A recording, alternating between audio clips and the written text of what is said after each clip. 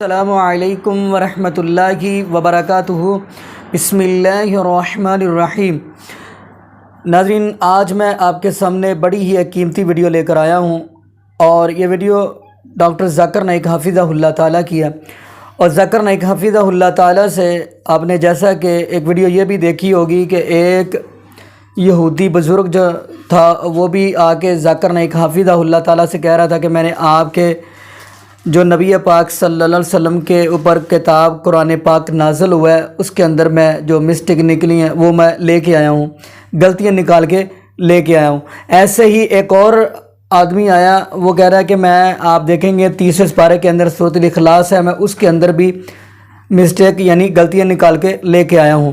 تو چلیں ناظرین، پہلے ہم اس نوجوان کی بات سنتے ہیں، پھر انشاءاللہ آپ کو ساتھ ہی ڈاکٹر ذاکر نائک حفظہ اللہ تعالیٰ کی گفتگو سنائیں گے، تو انشاءاللہ پھر اس کے بعد ہم بھی تفصیلی بات کریں گے۔ تو چلیں ناظرین، ہم وہ ویڈیو دیکھتے ہیں۔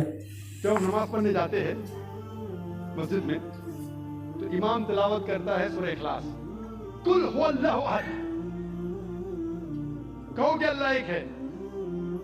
ہر مسلمان جو مسجد میں نماز پڑھنے آتا ہے، میں آپ سے پوچھنا چاہتا ہوں وہ کتنے اللہ میں مانتا ہے؟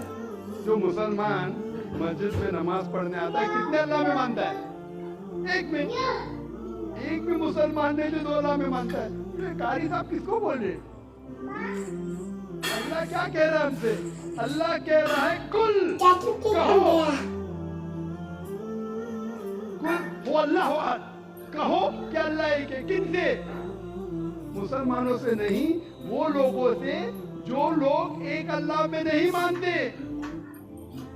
ہم نماز تو پڑھتے ہیں سورہ اخلاص، ماشاءاللہ قرآن کا 1/3 حصہ باہر نکلتے، کتنے لوگ غیر مسلمان سے کہتے ہیں کہ اللہ ایک ہے؟ اتنا بڑا مجمع ہے، کروڑوں لوگ اس تقریر کو لائیو دیکھ رہے۔ میں پوچھنا چاہتا ہوں کہ اپنی زندگی میں آپ نے کتنی بار سورہ اخلاص کی تلاوت کی ہوں گی؟ کتنے بار؟ کتنے بار؟ کتنے بار؟ کتنے بار؟ ہاں بے شمار۔ کوئی بولے گا 1000 بار۔ 1000 بار تو کیوں گی نا، اگر نمازی ہے تو آپ، اگر نمازی ہے، نمازی نہیں تو اللہ کی بات ہے۔ اگر نمازی ہے تو 1000 بار تو تلاوت کیوں گی؟ اگر آپ 40 سال کے 50 سال کے تو 1000 بار تو کیوں گی؟ میں پوچھنا چاہتا ہوں آپ نے کتنے غیر مسلمانوں سے کہا کہ اللہ ایک ہے؟ 1000 100 50 سے تو کہا، 10 سے تو کہا کہ آج تک کے تو شاید اللہ تعالیٰ آپ کو معاف کرے گا کیونکہ آپ نے توجہ نہیں دی ہوگی۔ آج کے بعد آپ نے ذاکر کی تقریر تو سنی ہے کہ جب آپ سورہ اخلاص پڑھتے ہیں قل هو اللہ احد، اس کی معنی ہے کہو ان لوگوں سے جو لوگ ایک اللہ میں نہیں مانتے کہ اللہ ایک ہے۔ آج کے بعد اگر آپ نے سورہ اخلاص کی تلاوت کی اور باہر جا کے اس کے اوپر عمل نہیں کیا تو شاید اللہ تعالیٰ آپ کو نہیں چھوڑے گا، کیونکہ آج آپ جانتے ہیں کہ صرف قرآن کی آیت پڑھنا ضروری نہیں ہے، اس کے اوپر عمل کرنا بھی ضروری ہے۔ تو میرے تقریر سننے کے فائدے بھی ہوتے، نقصان بھی ہوتے۔ اگر عمل کریں گے تو فائدہ ہوگا، نقصان کریں گے تو وہ لوگ بولتے ہیں نا کہ کچا لائسنس اور پکا لائسنس۔ کچا لائسنس ہے تو آپ کو دنڈ آدھا پڑتا ہے، پکا لائسنس ہے ڈبل پڑتا ہے۔ ابھی آپ جانتے ہیں کہ سورہ اخلاص کی معنی کیا پہلے بھی جانتے ہوں گے لیکن عمل نہیں کرتے ہوں گے۔ تو ابھی اگر آپ نماز میں اگر امام کہتا ہے قل اللہ احد، اس کا مطلب آپ سے کہہ رہا ہے کہ کہو وہ لوگوں سے جو ایک اللہ میں نہیں مانتے کہ اللہ ایک ہے۔ کتنے لوگ اس کے اوپر عمل کرتے؟ کتنے لوگ؟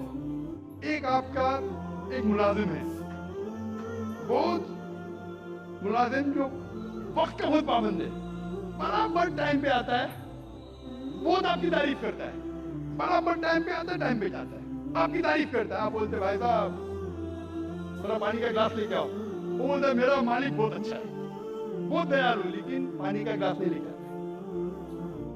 وہ تعریف کے پل باندھ رہا ہے، ہاتھ جوڑ کے آپ کے سامنے کھڑا ہے۔ آپ بولیں گے ایک خط میرے دوست کو پہنچاؤ، میرا مالک بہت اچھا ہے، میرا مالک بہت مہان ہے، تعریف کر رہا ہے، ہاتھ باندھ کے سر جھکائے کھڑا ہے، آپ کا کہنا نہیں مانتا ہے، آپ کیا کریں گے؟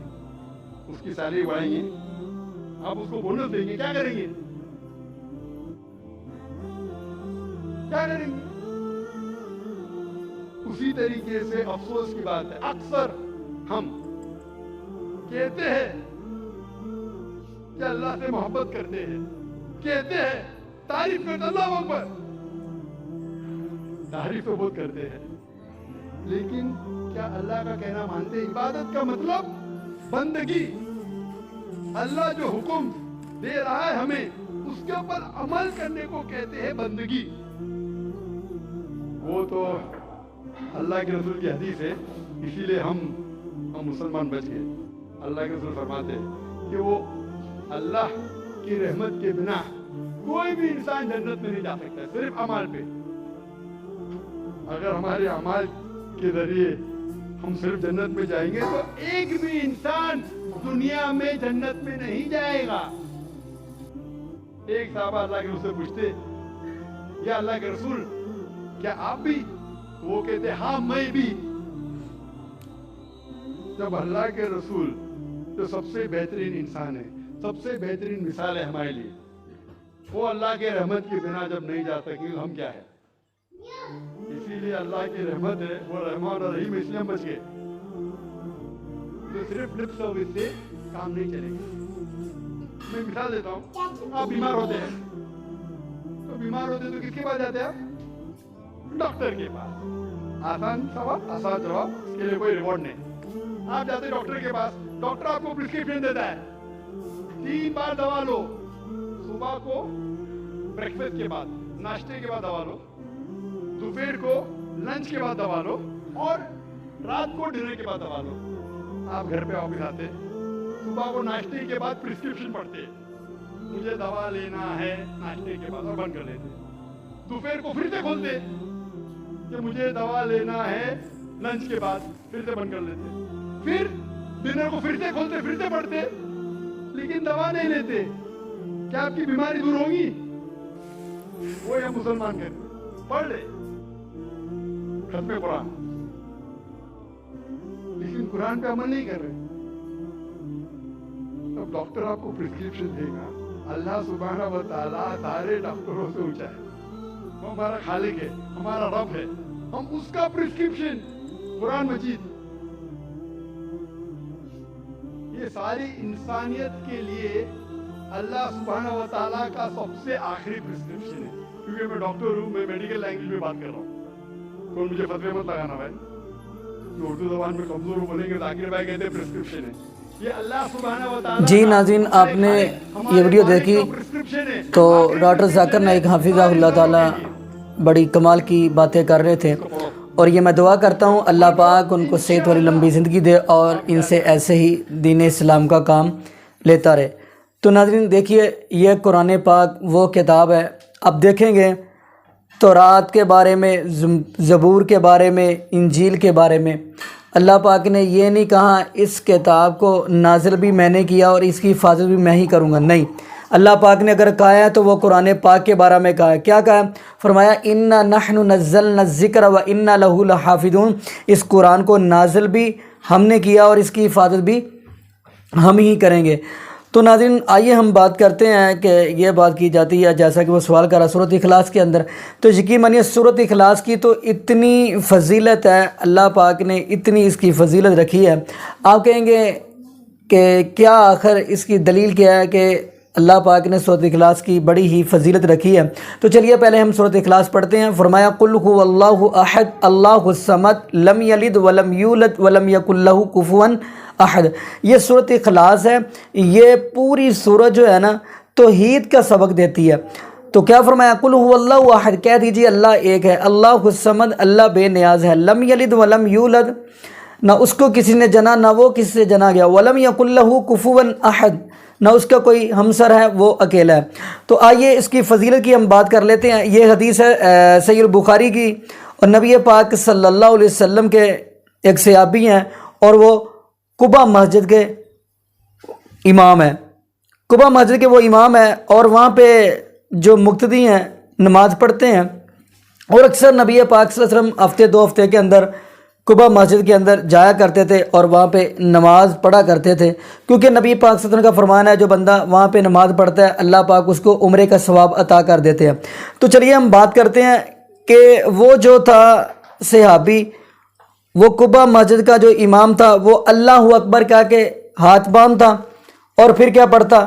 سبحانک اللہ کے بعد ثنا کے بعد پڑھتا سبحانک اللہم و بحمدک کے بعد پھر کیا پڑھتا ہے؟ الحمدللہ رب العالمین الرحمن الرحیم، سورہ فاتحہ پڑھتا، اس کے بعد کوئی سورہ پڑھتا۔ مثال کے طور پہ آپ لگا لیں کہ اس کے بعد پڑھتا الم تر کیف فعل ربک باصحاب الفیل الم یجعل کیدہم فی تضلیل، یعنی سورہ فیل پڑھتا، اس کے بعد ساتھ ہی سورۃ اخلاص بھی پڑھ دیتا، قل هو اللہ احد اللہ الصمد لم یلد ولم یولد، یعنی فجر اور مغرب اور عشاء کے اندر ایسے ہی وہ قبا مسجد کا جو امام تھا وہ ایسے ہی کرتا تھا، یعنی کہ وہ نماز مغرب کی، فجر کی، عشاء کی ایسے پڑھانی۔ اور وہ لوگ کہتے تھے کہ یہ عجیب بندہ ہے کہ ہر مغرب کی نماز کے اندر دیکھ لے، فجر کے اندر دیکھ لے، عشاء کے اندر دیکھ لے، سورہ فاتحہ کے بعد کوئی سورہ پڑھتا ہے پھر سورۃ اخلاص پڑھ دیتا ہے۔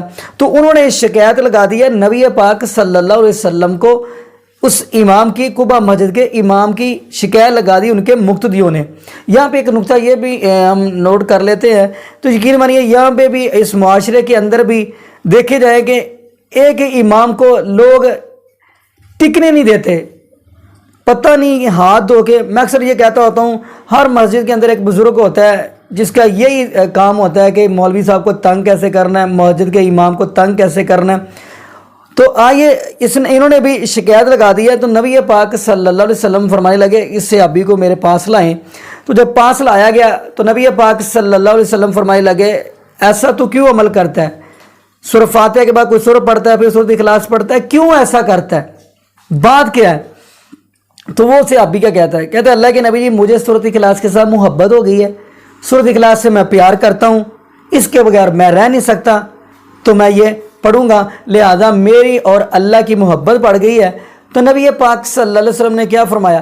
فرمایا اگر اے میرے صحابی تو نے سورۃ اخلاص کے ساتھ محبت ڈال تو اللہ پاک تیری یہ محبت کرنے، سورۃ اخلاص کے ساتھ پیار ڈالنا، اس کی وجہ سے اللہ پاک آپ کو جنت عطا کر دیں گے۔ یعنی پتہ یہ چلا بندہ جو سورۃ اخلاص کے ساتھ، یعنی کہ سورۃ اخلاص توحید کا سبق دیتی ہے، اس کے ساتھ محبت پیار ڈال لیتے ہیں تو اس کا نتیجہ کیا نکلتا ہے؟ اللہ کے نبی فرمایا، اللہ پاک فرماتے ہیں واجبت لہ الجنہ، اس کے لیے جنت واجب ہو گئی ہے، اللہ پاک اس کو جنت عطا کر دیں گے، نبی پاک صلی اللہ علیہ وسلم کا یہ فرمان ہے۔ تو ناظرین دعا کریے گا اللہ پاک ہمیں زیادہ سے زیادہ قرآن پاک کی تلاوت کرنے کی توفیق دے، اور اللہ پاک ہمیں اپنے نبی پاک صلی اللہ علیہ وسلم کے اوپر جو قرآن نازل ہوا ہے اس کے ساتھ محبت پیار ڈالنے کی توفیق دے۔ جزاکم اللہ خیرہ، احسن الجزاء، السلام علیکم ورحمۃ اللہ وبرکاتہ۔